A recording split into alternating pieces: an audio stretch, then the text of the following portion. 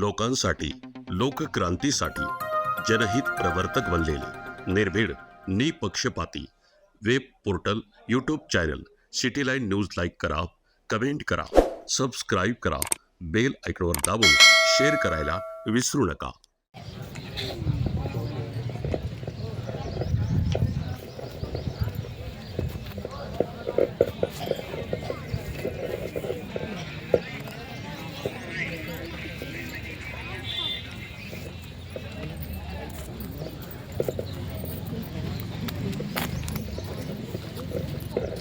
सुखी हो मंगल सुखी ना दुःखाने रोग हंतो नि बाणस पच्चा सुखी हो.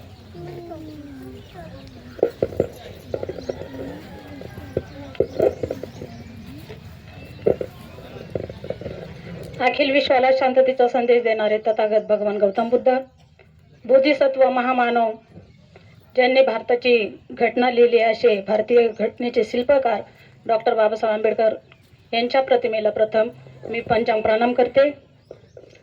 त्याचप्रमाणे आज हा विधी आदरणीय भंतेजी यांनी पार पाडला. अशा आदरणीय भंतेजींना त्यांनाही मी पंचांग प्रणाम करते. आज ज्यांचा पुण्यस्मरणाचा कार्यक्रम आहे असे आमचे चुलते आदरणीय सर्जेराव दयानंद गायकवाड यांनाही त्रिवार वंदन करते आणि उपस्थित असलेल्या सर्वच उपासक उपासिकांना व बालबालिकांना माझा सविनय जय भीम.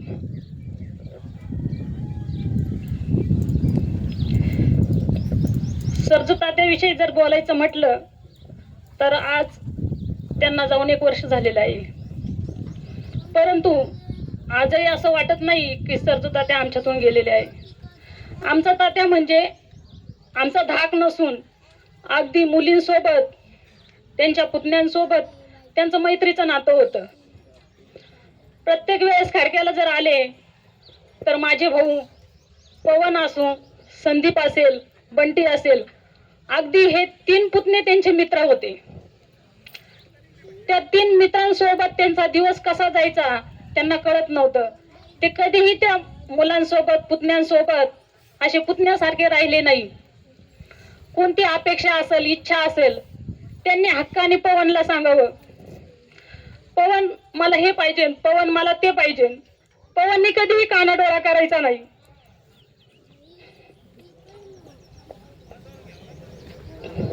बंटी कायम सोबत असला, अगदी मित्रांसारखी चेष्टा मस्करी चालायची.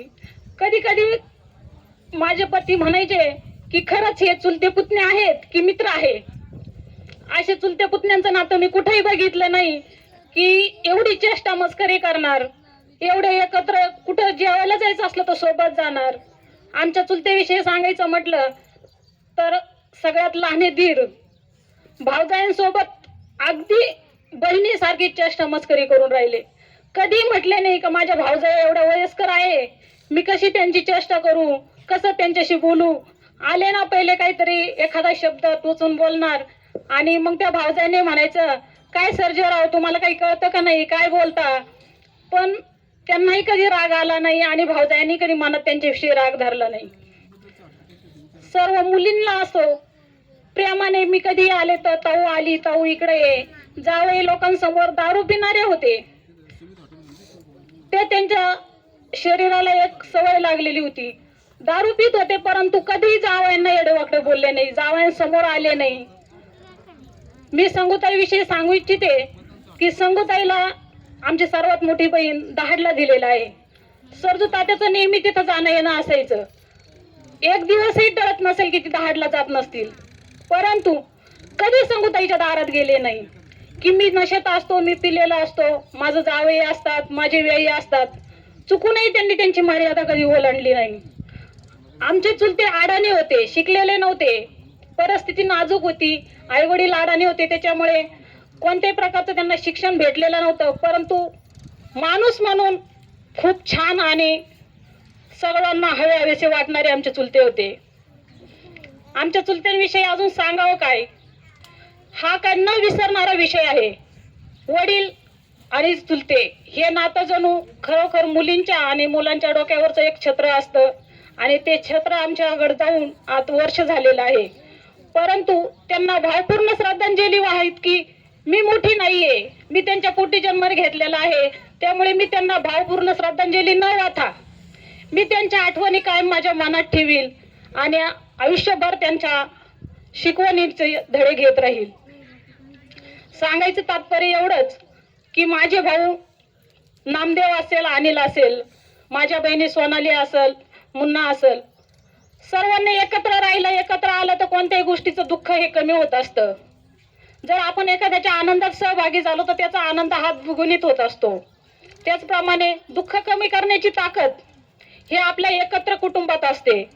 त्यामुळे सांगायचं एवढंच की कोणतेही सुखदुःख असू, कोणतीही वेळ काळ असू, माझा गायकवाड परिवार, माझी माहेरची लोक सर्वच एकत्र असतात. माझ्या नव्याने आलेल्या सर्वच भावजाई अगदी बहिणीसारख्या एकमेकीशी जावासारख्या न राहता बहिणी बहिणीसारख्या राहतात. या गोष्टीचा खरोखर मला अभिमान वाटतो की आपली जे आशीर्वाद देणारी व्यक्ती होते ते जवळजवळ आपल्यातून पालक म्हणून गेलेले आहेत. परंतु आपल्यासोबत आपल्या प्रत्येकाची आई आहे, त्या आईला जपा, आपल्या आई वडिलांची काळजी घ्या एवढंच सांगेल. आणि एकत्र कुटुंब कसं राहील याची प्रत्येक भावाने काळजी घ्यावी एवढीच मी त्यांच्याकडून अपेक्षा करते. आणि सरजू तात्याला जे अपेक्षित होतं की आनंदाने राहा, हसत खेळत जीवन जगा, माणसाचं जीवन एक क्षण भंगूर झालेलं आहे, आज आहे तर उद्या काय होईल सांगू शकत नाही. गायकवाड परिवारातला एक ना एक माणूस दरवर्षी काही ना काही घटना घडत असतात आणि एक एक व्यक्ती आमच्यातून कमी होत चाललेला आहे. त्यांचे आशीर्वाद आपल्या डोक्यावरची कमी होत चाललेले आहे. परंतु त्यांनी दिलेले संस्कार पुढे ठेवून आपण एक माणूस म्हणून स्वतःसाठी न जगता इतरांसाठी जगलं पाहिजे आणि समाजासाठी जगलं पाहिजे. हेच आपल्या गौतम बुद्धांची शिकवण आहे, डॉक्टर बाबासाहेब आंबेडकरांची शिकवण आहे. एवढंच बोलते आणि चुलत्यांच्या सरजू तात्याच्या आठवणी कायम मनात ठेवून माझे 2 शब्द संपवते.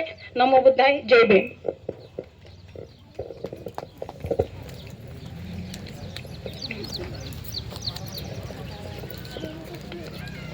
लोकनाथ तथागत सम्यक संबुद्ध बुद्ध धम्म आणि संघ या 3 रत्नाला अभिवादन वंदन करून